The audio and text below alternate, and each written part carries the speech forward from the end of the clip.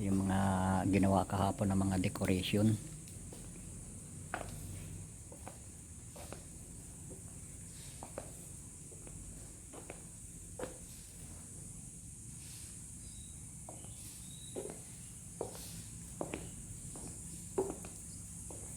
Naka-prepare na.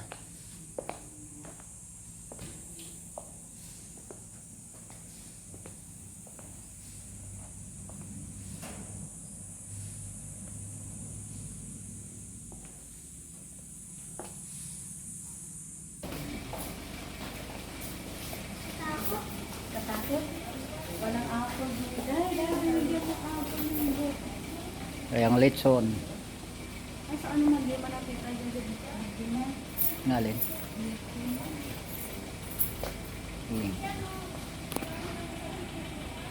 Don and Janet Azor. Palakpakan po natin.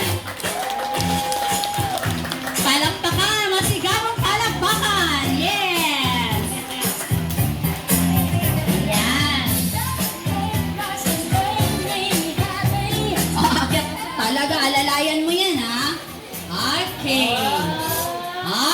Next. And we give us encourage, reminders, and prayer from the Lord our God. We will call on Mr. Nestor Gillanan.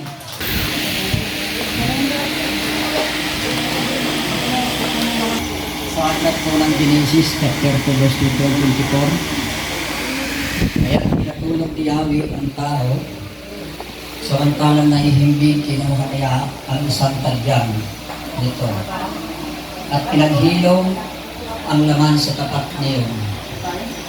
Ang tadyang na iyon ginawa niyang isang babae at inilapit sa lalaki. Sinabi ng lalaki, sa wakas, narito ang isang tulad ko, laman ng aking laman, buto ng aking buto. Babae ang siyang tatawag sa kanya, sapagkat sa lalaki nagmula siya. Ito ang dahilan, kaya iniiwan ng lalaki ang kanyang ama at ina upang sumama sa kanyang asawa, sapagkat sila ay nagiging isa. Ito po yung mandaling manalangin. Aling Diyos na makapangyarihan sa lahat, malangin po namin sa pangalan ni Jesus, ngayong Banal na Espiritu patuloy na kumabay sa amin sa oras nito. Nagampanan po namin ang pasyon na ito ng may katagumpayan.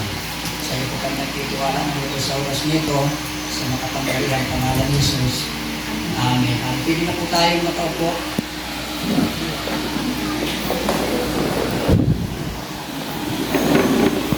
Ngayon po mga kapatid, mga kaibigan, ito ay isang encourage na lamang po sa mga bagong mag-asawa at sa mga natin ang may asawa at sa mga mag-aasawa pa. So, ang pag-aasawa ay itinatag ng Diyos sa halamanan ng Eden, tanda ng panghabang buhay na pag-iisa ng isang lalaki at isang babae. Nais niyang pahalagahan ng tao ang pag-aasawa. Itinatag ito ng Diyos para sa kaligayahan ng tao bilang pagpapagama ng pag-ibig sa isa't isa at upang magkaroon sila ng mga anak. Ang asawang lalaki at ang asawang babae ay parehong may responsibilidad sa isa't isa. Ang lalaki ay dapat ilaan ang kanyang sarili para sa ikabubuti ng babae. At ang babae naman ay dapat pasakop sa lalaki. Ang ganitong relasyon ay tanda na nagpapasakop sa isa't isa at pagpapakita ng pantay na responsibilidad. So yung sinasabi sa Banal na Kasulatan, yung babae, lalaki at mayroong may responsibilidad. Mga kapatid, sa oras na ito, hindi ko na masyado kung pahabaan at pinapimilig ko ng oras natin. Meron lang po akong gustong linawin yung pong 7 simbolo na ito po ay dapat ay nakikita sa buhay ng isang mag-asawa o nagpapamuhay. Di mo ba pagka kinakasal tayo mayroong mga simbolo na ginagamit? Siguro ngayon wala kayo ano. Yung pito na yan, unahin ko muna po yung sing-sing. Iba mayroong sing-sing. Amen?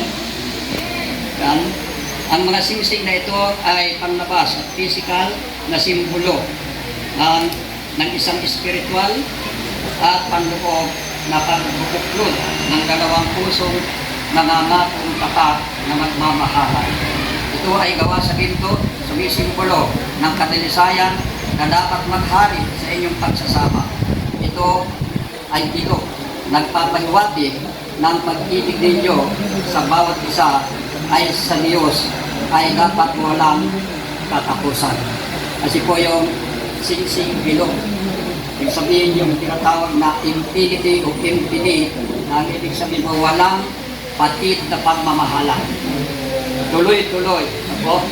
At papaano lang yung mangyayari ay dapat meron pong tinatawag na kabuuan doon sa pag-ibig na hindi magtatapos.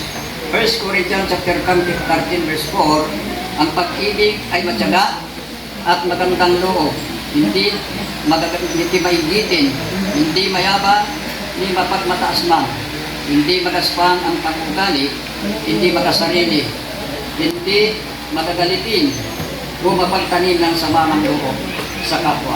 Ang pag-ibig ay pag-iisip, napagtiwala, puno ng pag-asa, at pagtataga hanggang wakas. Yun po yung kabuuan ng walang patid na pag-ibig sa isa't isa. Kaya parang yung sing-sing. Pag-ibig, pag-iisip, at nagtitiwala hanggang wakas. Okay, pangalawa po, yung bilo. Ito ba yung bilo?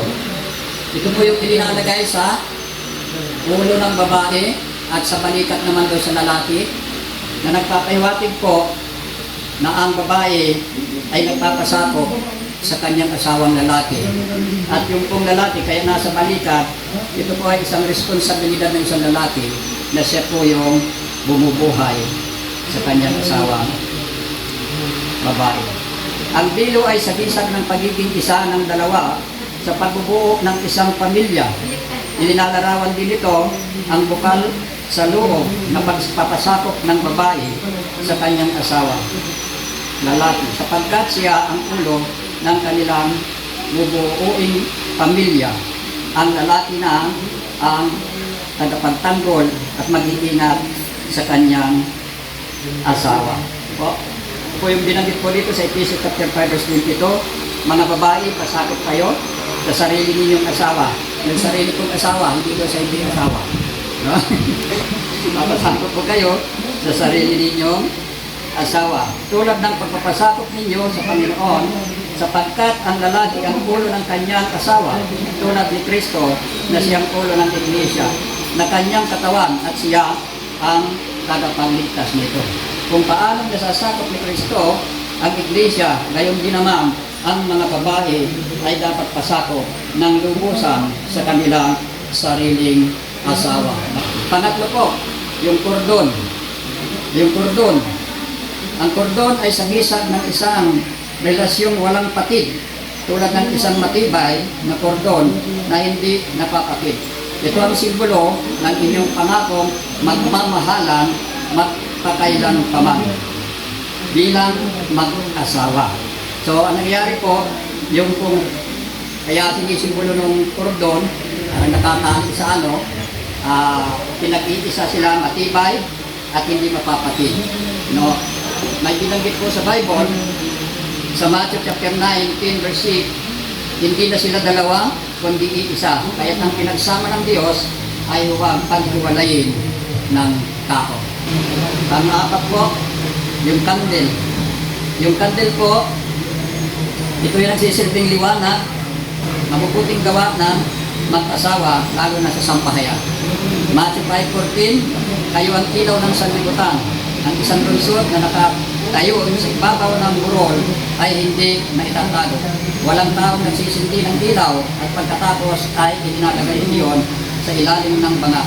Sa halip, ininalagay iyon sa talagang patulan upang matamlawang ang lahat ng nasa bahay. Tumutukoy po sa mga mabubuting gawa. Kaya pagdating po sa 16, kayong din naman, dapat ninyong paliwanagin ang inyong ilaw sa harap ng mga tao upang makita nila ang inyong mabubuting gawa at papurihan ang inyong Ama nasa langit. Ang ibig sabihin nito, yung ating mga mabubuting gawa ay nagliliwanag sa ating sambahayan at sa harap ng mga tao.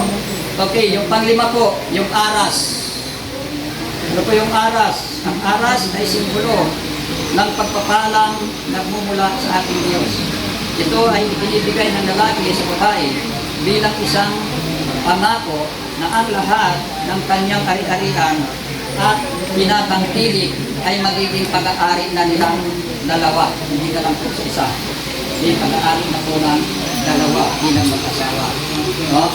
Ito rin ay isang pangako na mula sa araw na ito, ang lalaki na ang tatangkilik sa babae at buong pagsisikap na bubuhayin niya ang babae. Pero kung mayroong paalala pa rin po sa mga lalaki. No? Colossians chapter 3 verse 19, mga lalaki, mahalin ninyo ang inyong asawa at huwag maging malupit sa kanila. So itinuturo po sa atin na ang lalaki po ay dapat mayroong pagmamahal sa kanyang asawang babae. Okay, yun po yung aras. No? Okay. So, pang-anim po, yung puting kasuotan. Yung kung sinusuot natin na pinasal, na puti, yan po ay nagsisimbolo sa kalinisan, sa kabanalan. Yung puting-puti, sabi ng Revelation 19 verse 8, binibisan siya ng malinis at puting-puting lino. Ang lino ay ang mabubuting gawa ng mga hinirang ng Diyos. Yung pong mabuting gawa, ibig sabihin yung ating ginagawa ay hindi nakapagpaparumi sa ating mga buhay, kundi tayo po ay gumagawa ng may kalinisan sa harapan ng Diyos at harap ng mga tao. Panghuli po, meron lang po dito isa, nakita ko. Ito po ay mahalaga. Ang Biblia. No? Ang Biblia ay ang salita ng Diyos. Tanggapin ninyo ang kaloob na ito bilang matibay at matatag na pundasyon ng inyong pagsasama. Nawa itong maging ilaw sa inyong tahanan, bukal ng kalatasan at pag-asa, gabay sa buhay at sandigan ng inyong pagmamahalan. Ang unang awit, 119 verse 105, salita mo'y isang tanglaw na sa akin ay patnubay. Sa landas kong daraanan, liwanag na tumatanglaw. Ito po ang magbibigay ng liwanag sa inyong mahabang pagkakasama. Ang salita. Mahalaga po ito. Ang mga bagay, ang salita ng Diyos po ang katibay na pundasyon ng pagsasama ng mga pangkatin mo. Hindi na pinahihirap. Dito tayo kayo lahat para po sa panalangin. Tatapos na po tayo dito. Dahil po ang bawat isa na tumayo. Sama po natin lang tayo sa panalangin para sa mag-asawang ito. Makapangyarihang Diyos, manlilikha ng Sinuko, Panginoon at manunubos, may akda ng pamilya at tagapag-alaga ng pag-aasawa. Maraming salamat po sa iyo sa araw na ito. Ang dalawa naming kapatid na minamahal mong lubos ay nagpasyang tanggapin ang kaloob mong pag-aasawa. Inihiling namin sa iyo na pagpalain mo sila, tugunin mo po sila, maingatan ang kanilang mga pangako sa isa't isa, gabayan po sila sa kanilang araw-araw na pamumuhay upang hindi sila nagkamali sa landas ng kanilang tatahanin. Hayaan mo ang pamilyang kanilang bubuuin ay maging isang huwarang pamilya na ikaw ang Panginoon at sa iyo lamang lubos na umaasa. Tugunin mo po rin ang lahat ng kanilang pangangailangan sa araw-araw upang lalo pa nilang mapatunayan na ang Kristiyanong pagsasama ay isang pinagpalang pagsasama. Ito ang aming hinihiling sa pangalan ni Jesucristo na aming Panginoon. Sumayin niyo nawa ang pagpapala at kapayapaan mula sa Diyos na ating Ama at mula sa Panginoon Yesu Kristo. God bless you po. Congratulations po sa inyong palakpakan po natin.